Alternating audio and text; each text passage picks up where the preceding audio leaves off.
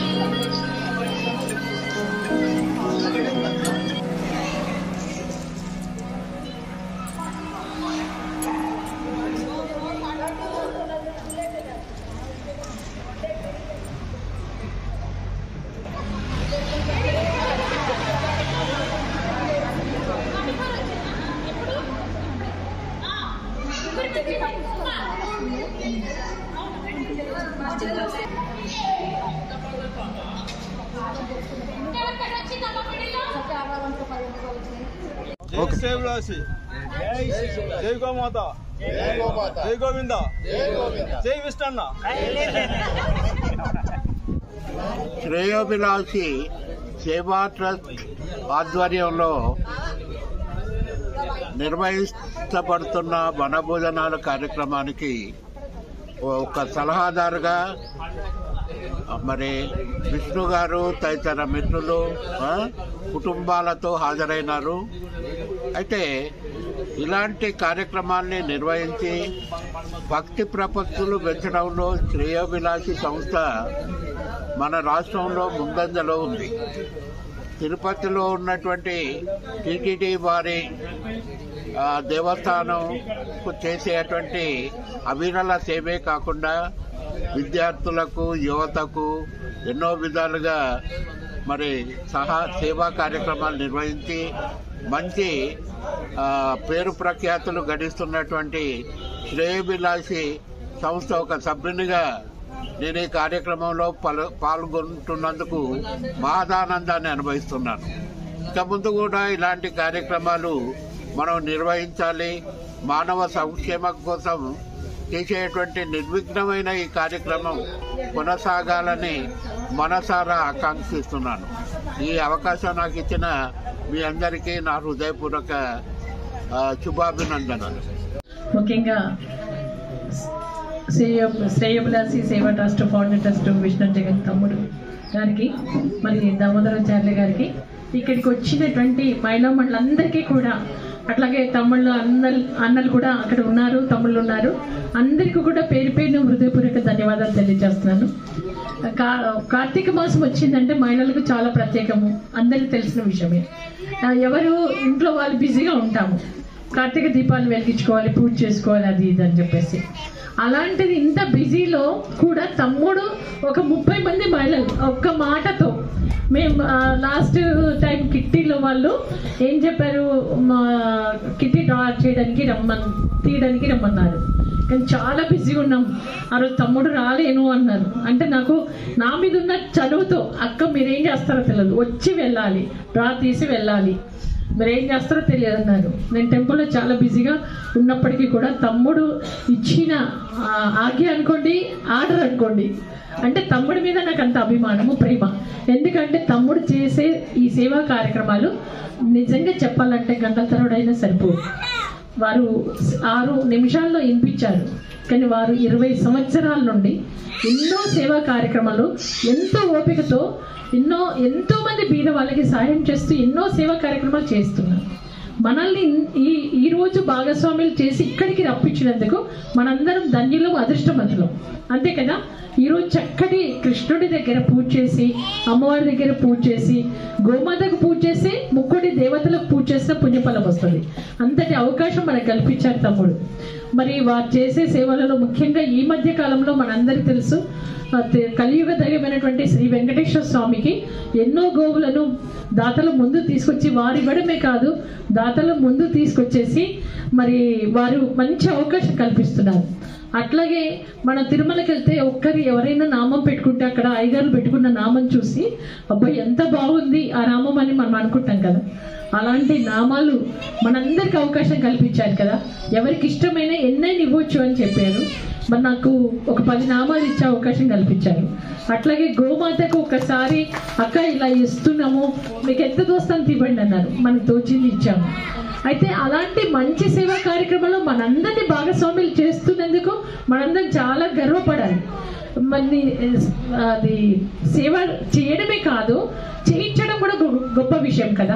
వారు చేయడం కాదు, సేవ చేయడానికి అందరినీ ముందు తీసుకొచ్చేసి ఏకతాటి మీద ఇన్ని వేల మందికి కరోనాలో అసలు ఎవరైనా సరే ఇంటి ముందరికి వెళ్తే అక్కడ నీళ్ళు పోసి కడుక్కునేవాళ్ళు కదా. ఎవరన్నా అమ్మో కరోనా వస్తుందేమో అని చెప్పేసి, అలాంటి టైంలో 1,00,000 మందికి వారు అన్నార్థులకు భోజనం పెట్టారంటే ఎంత గొప్ప విషయం మనం ఆలోచించండి. ఎవరన్నా మనం బయటకు వస్తేనే ఆ కరోనా మనకు అంటుతుందేమో, మనకి ఏమైపోతుందని భయపడే రోజులలో అంతమందికి సేవ చేసే అదృష్టము నిజంగా భగవంతుడు తనకు నచ్చిన వాళ్ళను ముందు తీసుకొచ్చి సేవ చేపిస్తాడంట. అలా ఒక మంచి వ్యక్తిని ఇలా పుట్టించి విష్ణు జగతి అంటే జగతిలో అంటే ఈ భూమండలంలో ఈ జగతితో మన ఇన్ని సేవా కార్యక్రమాలు చేపిస్తూ ఒక టీమును ఏర్పాటు చేసి ఇంతమందితో చేపిస్తున్నందుకు చాలా చాలా సంతోషంగా ఉంది తమ్ముడు. నిజంగా